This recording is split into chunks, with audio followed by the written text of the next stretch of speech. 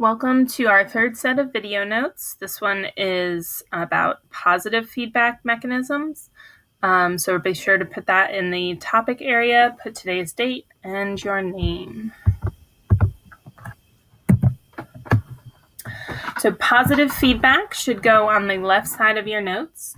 And then on the right side, you should write the definition and just take a few brief notes about the other things on this slide. So your definition is that it causes the variable to change in the same direction as the original change.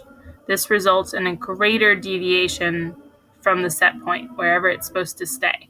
So whereas negative feedback that we talked about last time, you were trying to get back to that original set point, you're going to do something to counteract an increase in temperature to get back down to a normal temperature, or counteract your decrease in temperature to get back to your normal temperature.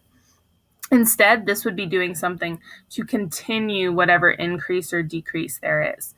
I would then, under that definition, just make a few bullet points. So positive feedback mechanisms typically activate events that are self-perpetuating. That means they're going to keep going and keep going. They kind of feed into themselves.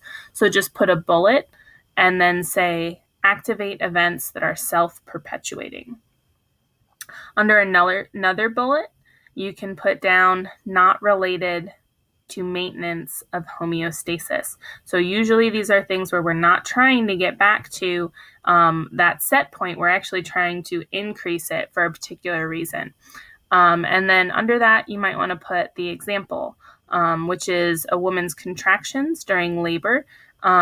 They increase. And so all of the hormones and things that the woman is experiencing during labor will actually cause these contractions to get stronger and actually increase in the time in between the contractions. And this is all to actually help the baby get born. So we don't want to decrease that back. We want to actually have that process happen so the baby can be born. So here's our first example, the labor contractions. You don't need to know much about this except that basically you're going to get a combination of nervous system and endocrine responses that are going to cause hormones to be released and things that will continue to perpetuate strengthening those contractions, and then eventually the baby will actually be born. Our second example, which you can just again put as a bullet point underneath, is blood clots for tissue repair. So if you tear a blood vessel, you're bleeding, then you would get clotting. So then these little platelets which are in your blood will actually adhere or stick to wherever that cut was. And this continues and continues and continues because you want all these platelets to keep sticking together so that you can actually clog up that damaged hole. And so those platelets will actually release chemicals to attract more platelets, right? You don't want to just stop with one or two. You want to actually repair the damage so that way you don't keep bleeding. It's a pretty bad thing if you keep bleeding. So that would be another instance where you want positive feedback mechanisms. So we're going to switch a little bit from positive feedback mechanisms and just talk briefly about homeostasis in single-celled organisms.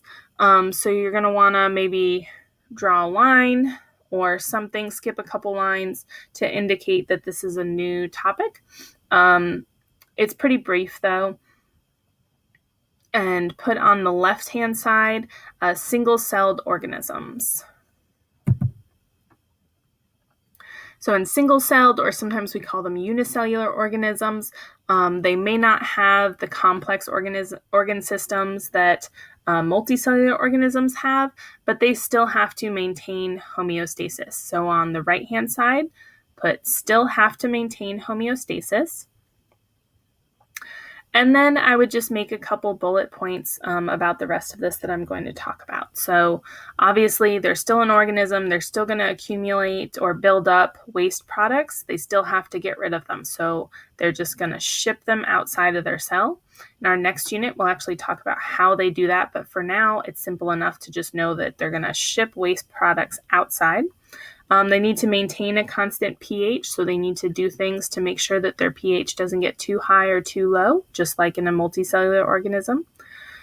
And then because they're surrounded by their external environment, they have no control over it. They're still going to need to do things to adjust their internal environment, and in particular, things like osmoregularity, the stuff we talked about last time with the water content in your body. So this is very important with single-celled organisms, and also the amounts of salts and other nutrients that they have floating around inside the cell. They're going to need to tightly regulate that and adjust by shipping things out or maybe pulling things in from their environment in order to maintain a constant balance. So just know that just because single-celled organisms don't have all these systems like a nervous system and endocrine system, they still have to maintain homeostasis. It's pretty important. You can actually see in that picture of the paramecium on the right there, in the middle, there's sort of a circle with some little lines coming out of it. It looks almost like a little sun. That's actually called the contractile vacuole, and that will pump water out of the paramecium if it needs to get rid of water, which is usually the state that it's in. It's kind of like someone in a boat that has a small leak in it, and they're just kind of trying to bail the boat out all the time. All right. Thank you.